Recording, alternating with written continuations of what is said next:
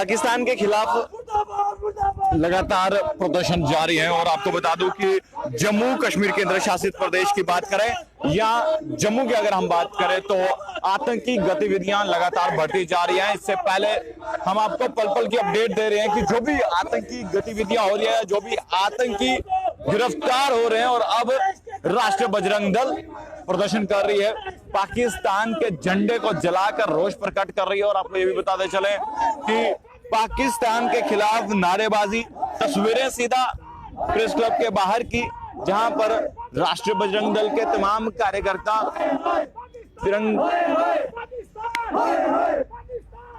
पाकिस्तान के खिलाफ नारेबाजी और महबूबा मुफ्ती के खिलाफ प्रदर्शन, पीडीपी के खिलाफ भी नारेबाजी और पाकिस्तान का झंडा पांव में लेकर और अब इसको जलाकर जो है रोष प्रकट करेंगे, प्रदर्शन कर रहे हैं, नारेबाजी। तस्वीरें सीधा हम आपको जम्मू परिवर्तन के माध्यम से बता रहे हैं। दीपक जी तस्वीरें बताएं।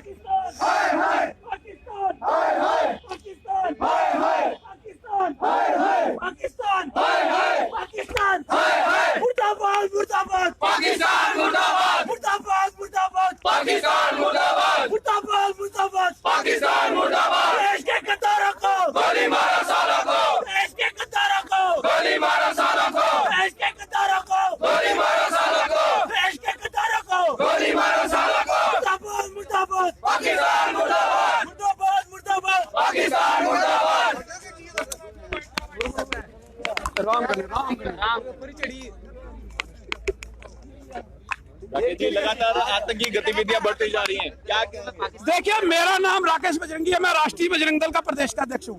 आज हमने यहाँ पर पाकिस्तान का पुतला फूंका है।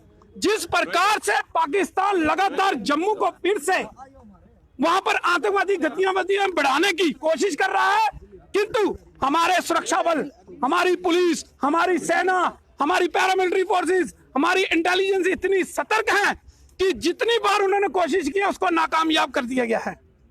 इसके लिए मैं बधाई देता हूं जम्मू कश्मीर पुलिस को, पैरामिलिट्री फोर्सेस को और इंडियन आर्मी को।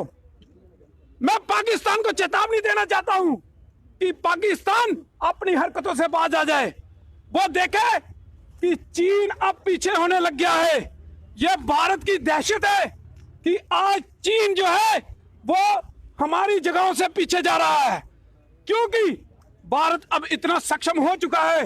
ये चाइना को भी पता चल गया है कि भारत इतना सक्षम है कि वो किसी को भी मुंह तोड़ जवाब देने के लिए तैयार बैठा है। अब पाकिस्तान को सोचना है कि उसका क्या हर्ष होगा।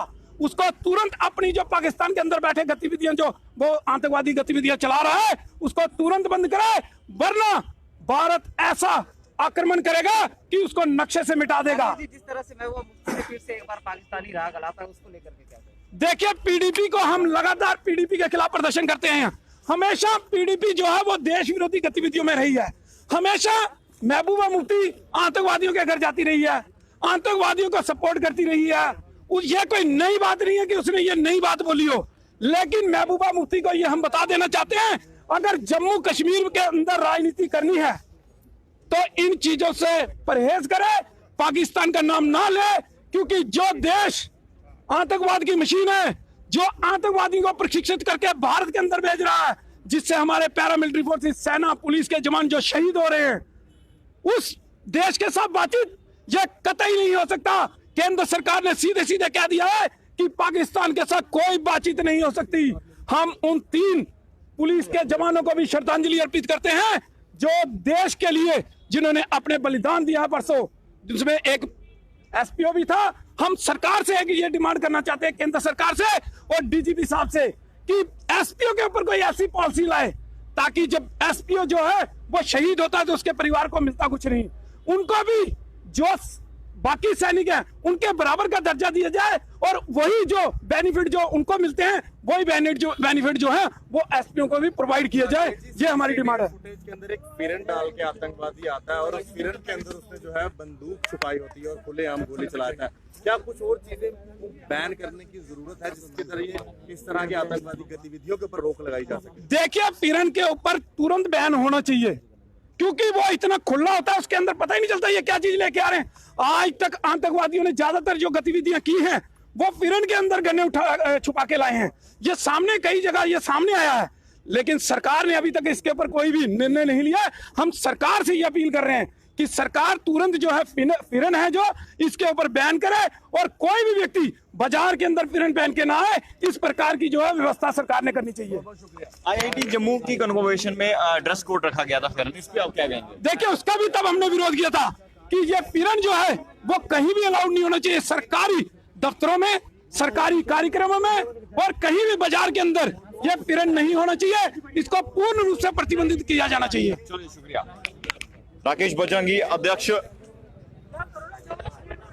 और साथ में आपको ये भी बताते चले, फेरन पर जो है टैक्स किया है कि फेरन पर प्रतिबंध जो है लगना चाहिए। राकेश रोहित बजरंगी हमारे साथ मौजूद है। क्या लगता है कि जम्मू में लगातार आतंकी गतिविधियां बढ़ती जा रही हैं और आईईडी बरामद हुआ 6-6.5 किलो बस स्टैंड में, एक बड़ा हादसा हो सकता था, जम्मू कश्मीर पुलिस ने उसको टाल दिया। आप क्या देखते हैं? देखिए, सबसे पहले जय हिंद जय भारत। आपके जम्मू परिवर्तन के माध्यम से मैं आपको एक चीज बड़ी क्लियर शब्दों में बड़ी स्पष्ट रूप से आप बता दूं, जिस युवक से आईईडी पकड़ी गई है उसकी क्वालिफिकेशन क्या है।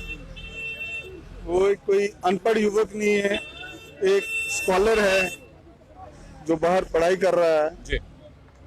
ऐसे युवकों से जी जो इस प्रकार की गतिविधियों में लिप्त हैं, जी हम बार बार मांग करते रहे हैं कि भाई ये जितने भी कश्मीरी जो हमारे जम्मू में और देश के किन्हीं भी जिलों में जो जाते हैं, इनके एक वेरिफिकेशन का ऐसा एक सिस्टम होना चाहिए कि जहाँ से भी ये जब अपने ये लोग जब कश्मीर से जम्मू या देश के किसी भी अन्य हिस्से में जाएं, देखिए वैसे तो ये भी पूरे देश के नागरिक हैं, पर जो इनकी गतिविधियां और जिस प्रकार से हर गतिविधियों में इन्हीं की लिप्तता जो संलिप्तता जो पाई जाती है वो कहीं ना कहीं संदेह के घेरे में रहती है। आईडी देख लीजिए आप। अरे यार, एक पढ़ने वाला युवक जिसके माइंड में मंशा, अभी तक लोग कहते थे कि भाई ये पढ़े लिखे अनपढ़ जाहिल लोग जो हैं वो गलत कार्यों में जाते हैं, बट अब कश्मीर की इसके बिल्कुल विपरीत है। आईएएस कितने पढ़े लिखे लोग जो सरीखे हैं, उनकी मानसिकता देखिए आप लोग, किस प्रकार की मानसिकता है। ये आईडी लेके ट्रैवल कर रहे हैं। पिछले दिनों एक युवक जो है वो भी बस से पकड़ा गया जिससे कितने ग्रेनेड बरामद हुए, पिस्टल जिनसे मिल रही हैं। तो ये किस ओर इशारा देता है?